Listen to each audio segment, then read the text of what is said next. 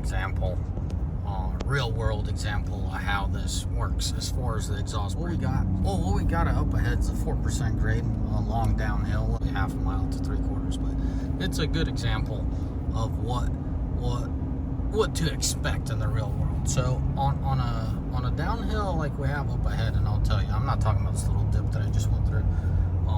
I expect the Cummins to hold it back, and I really hope that I could duplicate this example. But this is pretty common when 40-foot trailer, they're about 9,000 pounds, fully equipped, chain straps, spare, 40-foot tandem dual trailer. Okay. So what I'm trying to imply here is there's a 9,000 pound trailer, 12,000 pound load. So let's call it 21,000 behind this truck. Now, what I'm gonna do is it's in manual mode. I'm gonna knock off the cruise control. I'm gonna put it in manual, right? And I'm gonna put it in 5th gear. I'm gonna let off the throttle and brakes. There's no brakes or throttle. So watch the speed, watch everything, right? I think 2,300 RPM is a good place for the exhaust brake.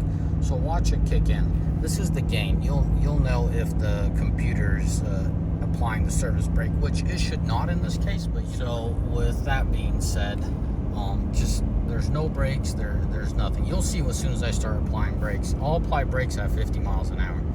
So you guys saw on the flats it was doing one thing, and then as soon as it felt a downhill pitch, we're at 50. So you see that I'm on the brakes now, right? I'm gonna bring it down to 43. I was shooting for 42, but anyways, off the brakes obviously. And a lot of you guys said, hey, put it in manual on the transmission and put it in manual on the exhaust brake. Yes, guys, it helps. But it's nowhere near what it should do and what it could do. In the near future, I'm going to try to duplicate this with cruise control, and you guys will be able to see that cruise control engages the exhaust brake even further and stronger and more. So that's my gripe about it. So if it's in manual here and manual there, why don't you give me the full beans? No, it has to modulate it. It has to control it. That's what automatic's for. Just leave auto for auto and manual for manual. So this is another example of a driver trying to control his vehicle. And yeah, it might not be a deal breaker for some of you. The best way I could define the Cummins versus the Powerstroke exhaust brake: Powerstroke keeps you alive. Cummins keeps you safe. Now, what's the difference? Powerstroke won't let you spiral out of control. It will maintain speed, the bottom line. The Cummins will actually stop you. It'll slow you down and stop you. So that's the best way I could explain. I know I've complained a lot about the exhaust brake, and a lot of people have mentioned the exhaust brake, but you know what I mean? There's no parallels, there's no side-by-side comparison.